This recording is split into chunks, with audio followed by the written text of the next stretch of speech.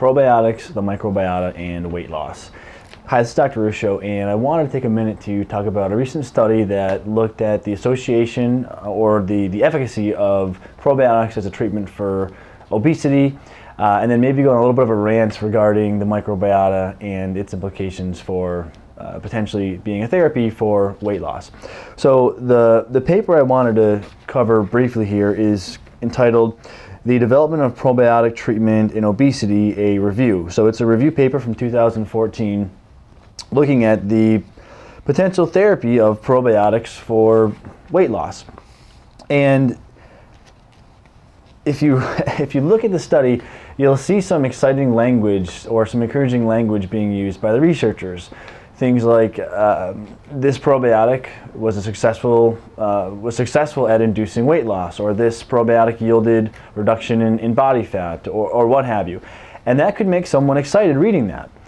But if you go and you pull each one of these papers individually, you see with a review, researchers will analyze the results of multiple studies. So if you go and you actually pull those different papers and look at how much weight loss was actually elucidated by using a probiotic, the best weight loss we see is a little bit over 2 pounds.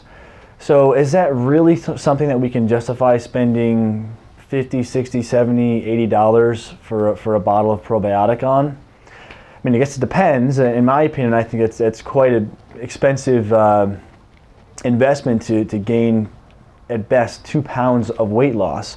So I think that's really important to mention. And maybe something along those same lines, it's also important to mention, I think we could say this: we have strong evidence of a weak effect.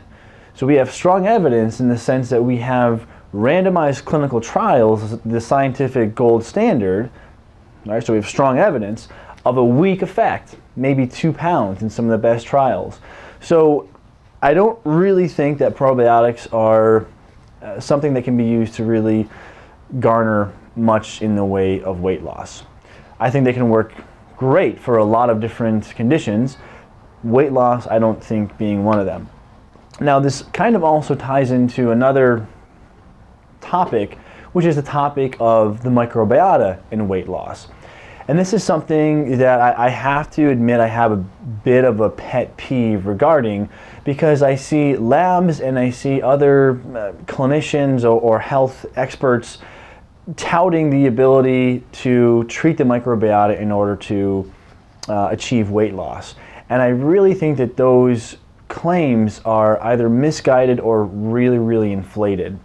Maybe one of the best supports for my position on that would be something known as the Firmicutes-Bacteroidetes ratio. Early animal data showed that if you had this imbalance in your healthy gut flora and your healthy gut bacteria, that imbalance was correlated with weight gain. And this created a lot of excitement, and some labs even started reporting this ratio on their analyses. Later, human studies were done, and that relationship was not found to be valid in humans. But unfortunately, that update didn't really seem to get out into some of the lab and supplement company community. If you watch my presentation from the Ancestral Health Symposium in 2014, and I'll link to that, I did an exhaustive review of the human data looking at the Firmicutes-Bacteroidetes ratio and obesity weight gain, and there's really no solid association. So we can't really look at the microbiota in that context and say it's something that we can look at as a treatment for obesity. Not only that, but as I follow the work being continuously published in the microbiota, I'm looking for something that may be an exciting treatment for weight loss. And every time I see a certain bacteria associated with being able to help induce weight loss, or high levels lead to weight loss, or low levels lead to weight loss, and we can manipulate this certain bacteria in such a way as to allow weight loss, I cross-check that to see if there are any other studies that reinforce or contradict that. And every time I have found if there's one study showing a benefit, there's another study showing that there's no benefit. Meaning, we really don't have any solid data showing that we can manipulate the microbiota to induce weight loss. Now, that is not going to sit well with some people, I get that, but I think if you really have an honest look at the literature, you will see that we really do not know nearly enough about the microbiota, and I doubt if we'll ever really be able to manipulate the microbiota to induce weight loss. I'll link to that video at AHS here, and I'll do further videos in the future that go into that in a little bit more detail. But to zoom way out, the big picture, we have good data looking at probiotics and their ability to garner weight loss. We have nothing to go on there, 2 pounds.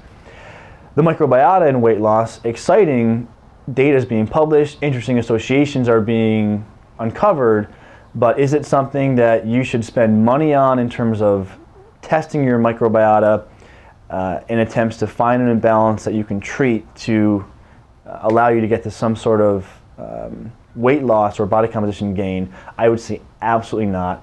And if anyone says that, I would really challenge the data they're using to support that, because I think that is a little bit misguided. Again, I understand and appreciate trying to look through that data and come up with solutions for people, but I take issue with that when there's not great evidence to support that, and these things can be costly because it can waste people money.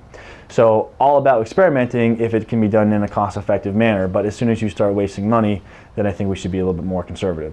So anyway, that's this video. Sorry for being a little bit soapbox-ish there, but hopefully that will help some of you who are trying to figure out what you can do with your gut, your microbiota, and how that relates to body composition and or weight gain and obesity. All right, it's Dr. Ruscio. Hope this helps. Thanks.